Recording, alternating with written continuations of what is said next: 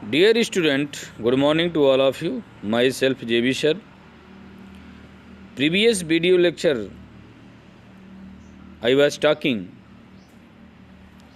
about the physical property of amines. Physical property of amines की बात किए थे बच्चों, जिसमें से फिजिकल प्रॉपर्टी मीन्स होता है जिसमें फिजिकल स्टेट चेक किया जाता है, physical state and smell of the compound, boiling point and solubility कि वो वाटर में सॉल्युबल है कि इनसॉल्युबल है, एंड ऑर्गेनिक सॉल्वेंट में भी सॉल्युबल है कि नहीं सॉल्युबल।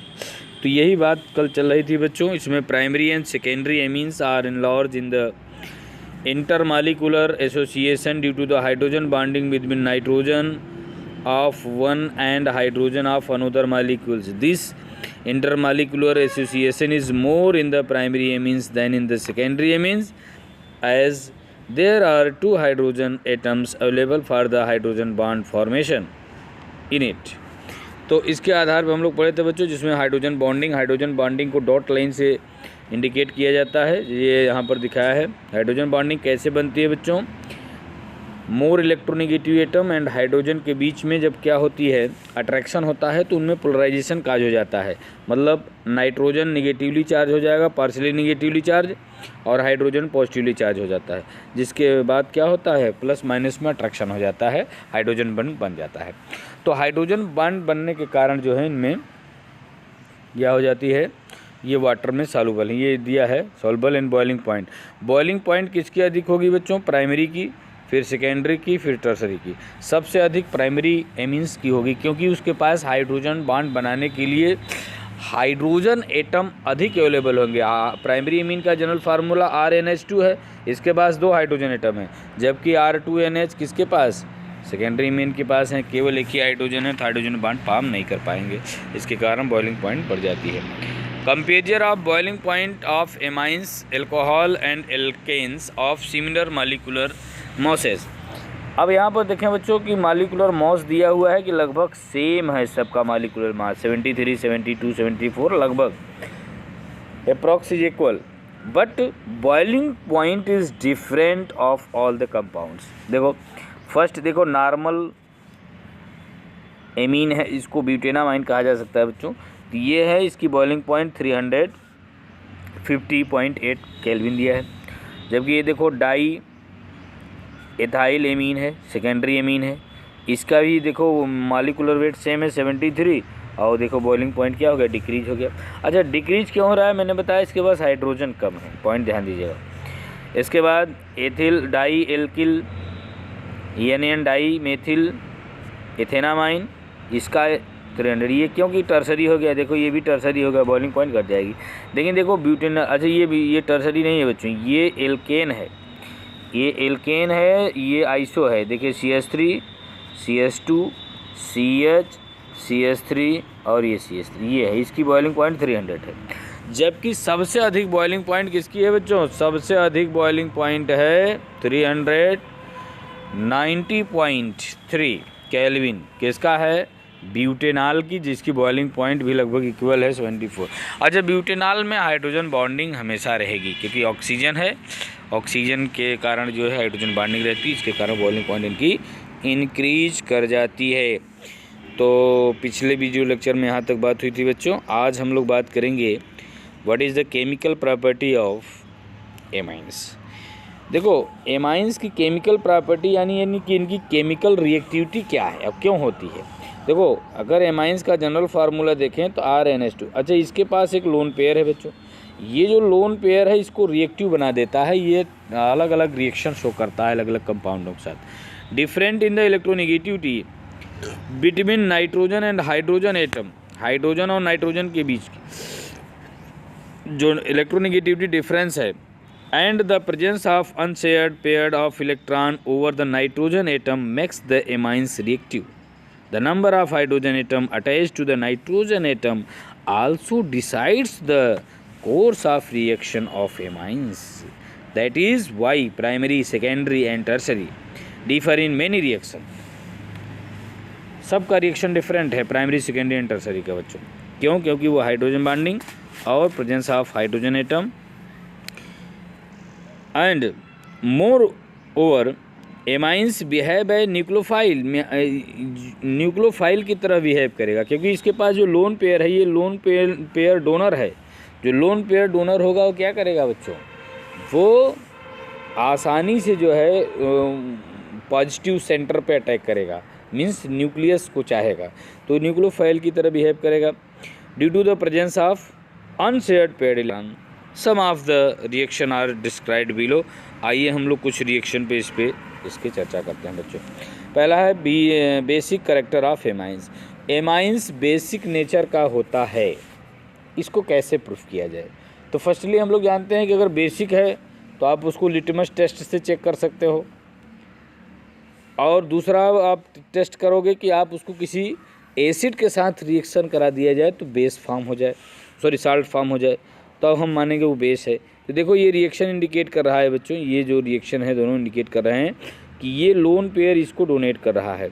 तो लोन पेयर डोनेट कर रहा है, HX मीन्स ये को मिनरल एसिड है, HX मीन्स HCl ले सकते हैं, HBr ले सकते हैं, ETC RX ये है जो सॉल्ट फॉर्म कर सकता है। और ये देखो एनिलीन है बच्चों, HCl के साथ रिएक्शन करता है तो क्या बनेगा, एनिलीनियम क्लोराइड बनाएगा, एनिलीनियम क्लोराइड ये फॉर्म कर लिया। इस प्रकार से ये कंपाउंड फॉर्मेशन शो किया है एनिलीनियम क्लोराइड, तो ये साल्ट बन गया। इसका मतलब जब एसिड और बेस के साथ रिएक्शन होता है बच्चों साल्ट फॉर्म होता है, तो इसका मतलब है कि ये एसिड के साथ रिएक्ट किया, साल्ट बनाया। अब चाहें तो आप इसको वाटर में डिज़ाल्व करके फिर से इसको बना सकते हैं, फिर से इसको चाहें तो आप किसी बेस के साथ रिएक्शन करा दिया जाए, जैसे यही है, इसको मैं दिखा रहा हूँ, इसको आप बेस ले लीजिए, मान लीजिए NaOH बेस ले लिया जाए, तो क्या होगा बच्चों, फिर से आप एनिलीन को प्राप्त कर सकते हैं, फिर से ऑब्टेन कर सकते हैं, और देन क्या बनेगा, then water and NaCl salt बन जाएगा, फिर से आप एनिलीन प्राप्त सकते हैं। ये लिखा हुआ है नीचे, amines salt on treatment with a base like NaOH regenerates the parent amines. Parent amines को रीजनरेट किया जा सकता है। Amines salt are soluble in water but insoluble in organic solvent like ether. This reaction is the base of the separation of amines from the non basic organic compounds insoluble in water. Water में insoluble है बच्चों। The reaction of amines with mineral acid to form ammonium salt so that these are basic in nature। ये भी basic nature. अच्छा, इसको Lewis base कह सकते हैं बच्चों, क्योंकि ये क्या कर रहा है, इलेक्ट्रॉन डोनर है, ये लोन पेयर डोनर है, दे सकता है, इसलिए इसको आप बना सकते हैं। अच्छा, इसके लिए ये देखिए एसोसिएशन और डिसोसिएशन कोफिशिएंट दिया है K for Kb means base के लिए भी बच्चों, ये हम लोग जानते हैं, ये बहुत ही सिंपल सा है कि प्रोडक्ट अपॉन रिएक्टेंट। ये देखो प्रोडक्ट है, ये प्रोडक्ट है और ये रिएक्टेंट है। अब ये हम कोफिशिएंट जब लिखते हैं मीन्स डिसोसिएशन कोफिशिएंट और कांस्टेंट K, तो यहाँ पर देखो जो RNH2 RNH3 और OH नेगेटिव ये है, इसको आप बड़े ब्रैकेट में क्यों लिखते हो? बिग ब्रैकेट में लिखने का मतलब है कि इसका जो है एक्टिव मास लिया गया है, एक्टिव मास, ठीक है, इसका मोलर मास कह दिया जाए। अब इसको H2O को अगर इधर भेज दिया जाए तो ये इसमें मल्टीप्लाई होगा बच्चों। अब ये Kb हो गया बेस, बेस का डिसोसिएशन दिखाया है, बेस का डिसोसिएशन यानी Pkb। हम लोग जानते हैं pH कैसे निकालते थे, pH equal to minus log base 10H+, ये निकालते थे बच्चों। अब होगा क्या, आप pH तो निकालना है, Pkb निकाले हैं, तो Pkb फॉर Kb तो log Kb ले लिया जाए, तो इसकी वैल्यू आपको मिल जाएगी, ये आपको मिल सकता है।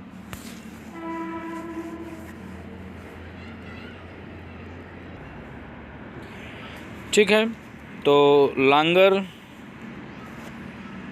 the value of Kb or smaller the value of Kb or Pkb, stronger is the base।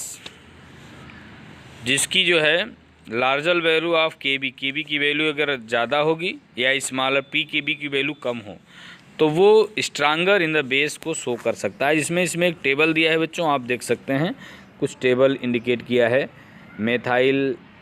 मेथेनामाइन का दिया है 3.5। Pkb की वैल्यू जिसकी लोअर होगी वो उतने स्ट्रांगर बेस होगा। तो ये इसमें पॉइंट आप देख सकते हैं, ये दिया हुआ है बच्चों। सबका एग्जांपल आप चेक कर सकते हो। एथेनामाइन एंड एथेना, एमाइन एनियन डाई एथिलेमेनामाइन, बेंजेनामाइन, सबकी वैल्यू यहाँ पर इंडिकेट किया है। ठीक है, तो आप इसको रीड कर लेना बच्चों। And you may be find some description while the trying to interact the KB value of amines on the basis of plus I or minus I. Plus I effect और माइनस आई इफेक्ट के आधार पर भी इनको आप check कर सकते हो बच्चों कि कौन जो है स्ट्रांगर है और कौन जो है वीकर है। ठीक है, तो स्ट्रक्चरसिटी रिलेशनशिप बिटवीन एमाइंस, कुछ एमाइंस में रिलेशनशिप बताते हैं कि कौन जो है स्ट्रांगर बेस है, कौन वीक बेस है। कंपैरिजन किया जाए, कंपैरिजन फर्स्ट कंपैरिजन किया गया है बच्चों। फर्स्ट कंपैरिजन है एल्केनामाइंस वर्सेस अमोनिया। अमोनिया और एल्केनामाइंस की यदि हम कंपैरिजन करो तो कौन अधिक जो है बेसिक नेचर का होगा। ठीक है, बहुत सिंपल है बच्चों, मैं आपको आंसर बताता हूँ। एल्केनामाइंस में देखो ये RNH2 है और अमोनिया तो आप जान ही रहे हैं NH3 है। ये देखिए, अब होगा क्या, इसके पास और इसके पास थोड़ा सा अंतर है बच्चों। इसके पास एक ठो R समूह है, R ग्रुप है, मीन्स जो R ग्रुप है वो एल्काइल ग्रुप है। और एल्काइल ग्रुप क्या शो करता है, प्लस आई इफेक्ट शो करता है बच्चों। जब ये प्लस आई इफेक्ट शो करेगा तो ये क्या करेगा, ध्यान देना, प्लस आई इफेक्ट शो करेगा तो ये इलेक्ट्रॉन को डोनेट करेगा, इसको डोनेट करेगा तो इसकी स्टेबिलिटी को और क्या करेगा, घटाएगा। और ये आसानी से इलेक्ट्रॉन को डोनेट करेगा तो लोन पेयर देगा, तो इसलिए लुईस बेस की तरह बिहेव करेगा। जबकि अमोनिया के पास कोई एल्काइल ग्रुप नहीं है, इसलिए क्या होगा, वीक बेस की तरह बिहेव करेगा। ठीक है, तो ये आप लोग इसको रीड करके चेक कर सकते हैं, मैं आपको आंसर बता दिया। इसमें एक पॉइंट और दिया है, the greater the size of the ion lesser will be the solvation and the less stability is so is the ion. The order of stability of ions as in following. देखो, primary secondary tertiary. Decreasing order of the extent of hydrogen bonding in water and order of stability of ions by solvation। Water में dissolve होने के बाद इनकी stability show किया है बच्चों, क्योंकि वाटर में डिज़ाल्व होकर जो प्राइमरी होंगे, सेकेंडरी होंगे, वो साल्ट का फॉर्मेशन कर सकते हैं। तो कंपैरिजन किया गया है। एक में मोस्ट पॉइंट और दिया है बच्चों कि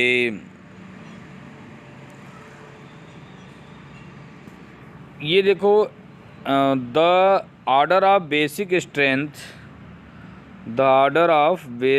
strength in the case of methyl substituent amines or ethyl substituent group। अब यहाँ पर देखो एक हिंड्रेंस इफेक्ट होता है बच्चों, जो आप लोग पढ़े होंगे, steric hindrance of hydrogen bonding. ये स्टेरिंग है, हाइड्रोजन बॉन्डिंग। अब देखो, एल्काइल ग्रुप में अगर हम मेथाइल और एथाइल की बात करें तो मेथाइल ग्रुप CH3 है, एथाइल ग्रुप CTH5 है। इसको ओपन करें तो हाइड्रोजन किसके पास अधिक है, इसके पास 3 हाइड्रोजन है, इसके पास जबकि 5 हाइड्रोजन है। तो हाइड्रोजन जिसके पास होगा, हाइड्रोजन बॉन्डिंग का जो स्टेरिंग हिंड्रेंस इफेक्ट होगा वो अधिक होगा। तो इसमें अगर प्राइमरी सेकेंडरी की बात करें तो ये देखो मोर बेसिक होगा। ये देखिए, ये सेकेंडरी है बट डाई एथाइल एमीन, ये ट्राई एथाइल एमीन, ये एथाइल एमीन है। तो बच्चों देखो, ये सबसे अधिक मोर बेसिक होगा, फिर इसके बाद ये, फिर लास्ट में अमोनिया सबसे कम होगी। और एल्काइल की बात करेंगे, देखो थोड़ा चेंज हो जाएगा बच्चों। सेकेंडरी तो प्लेस पे ही रहेगा, लेकिन टर्शरी इसके बाद हो जाएगा, जबकि जो सेकेंड प्लेस पे आ जाएगा प्राइमरी, फर्स्ट डिग्री सेकेंड पे आ जाएगा। तो इस प्रकार से आप चेक कर सकते हो कि कौन जो है कि बेसिक नेचर का है और कौन स्ट्रांग है, कौन वीक है। ठीक है, नेक्स्ट पॉइंट है बच्चों, aryl amines versus ammonia. Ammonia और एरिल एमीन्स में कौन जो है अधिक इलेक्ट्रोनेगेटिव होगा। We know that the greater of number of resonating structure greater the stability, thus you can infer that aniline 5 resonating structure is more stable than aniline ion. Hence, the proton acceptability or the basic nature of aniline or the other aromatic amines would be the less than the ammonia. अब यहाँ देखो बच्चों, ammonia answer मैं आपको बताता हूँ, resonating structure भी आप ब्रेक करके मैं सिखा देता हूँ कैसे ब्रेकिंग होती है, और यहाँ तक सभी लोग कंप्लीट करेंगे बच्चों। तो ये जो अमोनिया होती है वो अधिक बेसिक नेचर की होगी एनिलीन से। इसका कारण है बच्चों इसके पास रेजोनेटिंग स्ट्रक्चर है, जबकि अमोनिया के पास ना। रेजोनेटिंग स्ट्रक्चर कैसे बने, ये बांड ब्रेक होगा बच्चों, इस पर निगेटिव इस पर आएगा पॉजिटिव, ये इलेक्ट्रॉन डोनेट कर देगा, ये प्लस इस पर चला आएगा, ये डबल बांड हो जाएगी निगेटिव, फिर ये बांड ब्रेक होगा, इस तरह से ये रेजोनेटिंग स्ट्रक्चर बचते बचते 5 रेजोनेटिंग स्ट्रक्चर इसके बन जाएंगे। आप सब बनाना जानते हैं बच्चों, जिसके कारण ये अधिक स्टेबल हो जाएगा और अमोनिया। ओके।